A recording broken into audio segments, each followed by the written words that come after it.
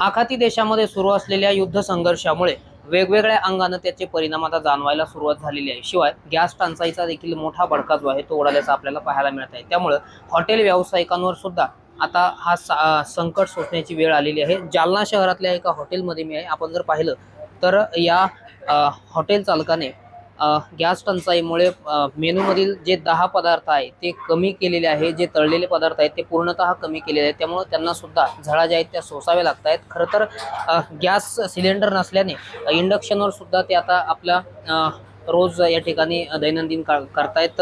आपल्यासोबत स्वतः ते आहेत। काय परिस्थिती आहे हॉटेलची आणि गॅस टंचाईचा भडका कसा आहे? गॅसमुळे सध्या कमर्शियल गॅस न मिळत असल्यामुळे आम्हाला हॉटेल व्यवसाय चालवणं फार मुश्किल झालेलं आहे आणि 20 ते 25 लेबर पूर्ण आमच्या अंगावर आलेले आहे। आणि तळलेले पदार्थ जे असतात, आता म्हणजे मंचुरियन आहे, हे आहे, हे आमचे सर्व तळलेले पदार्थ सर्व कमी केलेले आहे आणि एकाच गॅसवर आम्ही पूर्ण हॉटेल चालवत आहोत। एकदा भाजी बनवल्यानंतर तीच भाजी गरम करून द्यावं लागत आहे। याच्यामुळे काय झालं, सर्व जालना शहराचे हॉटेल व्यावसायिक म्हणजे भूकमारीची वेळ आलेली आहे त्यांना, आणि त्यांच्यावर जे कर्मचारी आहे ते पण सध्या फार परेशान आहे। आमची शासनाला एवढीच विनंती आहे की त्यांनी कमर्शियल व्यावसायिक गॅस हा चांगल्या प्रकारे सर्व हॉटेलवाल्यांना देण्यात यावा। आणि डोमेस्टिक गॅस तर आहेच सर्वांना, परंतु कमर्शियल गॅस त्यांनी हॉटेल व्यवसायांना द्यावा, त्याच्यामुळं ही भूकमारीची आम्हाला वेळ येऊ नये। साधारण किती पदार्थ तुम्ही आपल्या मेनूमधून कमी केलेले आहेत? आम्ही 10 ते 12 पदार्थ सर्व मेनूमध्ये बंद केलेले आहे। त्याच्यामुळे स्नॅक खाणारे लोक, स्टार्टर खाणारे लोक आता आमचे फार कमी झालेले आहे। फक्त आता आमचा याच्यावर गिराकीवर बराच मार पडलेला आहे। किती फटका बसतोय साधारण तुम्हाला दररोजचा? साधारण 4 ते 5-6 हजार रुपये रोज फटका पडायला लागला आहे आम्हाला। नेमकी काय परिस्थिती तुमच्या हॉटेलमध्ये आहे याची वस्तुस्थिती तुम्ही आम्हाला दाखवू शकता का?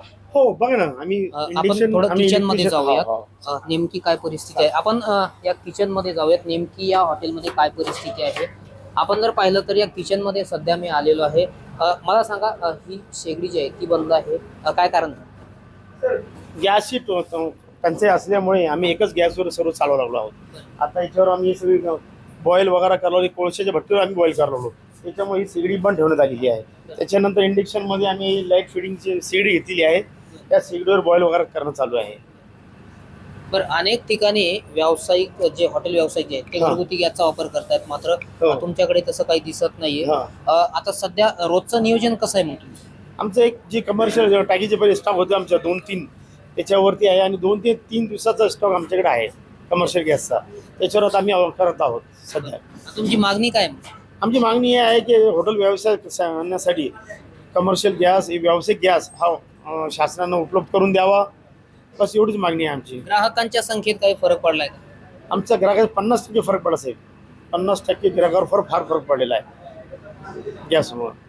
तर नक्कीच आपण पाहू शकतो की या हॉटेलच्या किचन मध्ये मी आहे। आपण जर पाहिलं तर त्यांनी आपल्याला वस्तुस्थिती दाखवण्याचा प्रयत्न केला आहे। या बाजूला आपण जर पाहिलं तर गॅस टंचाई आहे आणि एकच गॅस केवळ यांच्याकडे शिल्लक आहे। दुसरीकडे मात्र जर आपण पाहिलं तर लाईट वरली शेगडी जी आहे ज्याला इंडक्शन आपण म्हणू शकतो ते या ठिकाणी सुरू आहे, आणि दुसऱ्या बाजूला आपण जर पाहिलं तर लाकडी भट्टी देखील सुरू आहे। खरं तर गॅस टंचाईचा जो भडका आहे तो मोठ्या प्रमाणात उडालेला आहे, आणि यामुळे जालना शहरातील अनेक छोटे मोठे जे हॉटेल व्यावसायिक आहेत ते चिंतेत सापडलेले आहे। आपण बघू शकतो की लाकडी भट्टीवर या ठिकाणी तंदूर रोटी बनवण्याचं काम सुरू आहे।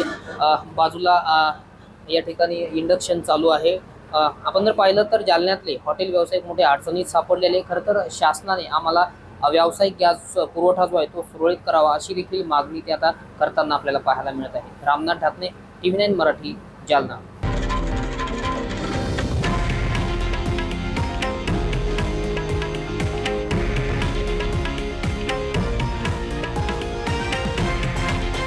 हे आहे देशातील नंबर 1 न्यूज नेटवर्क आणि आपण पाहत आहात TV9 मराठी, एकमेव।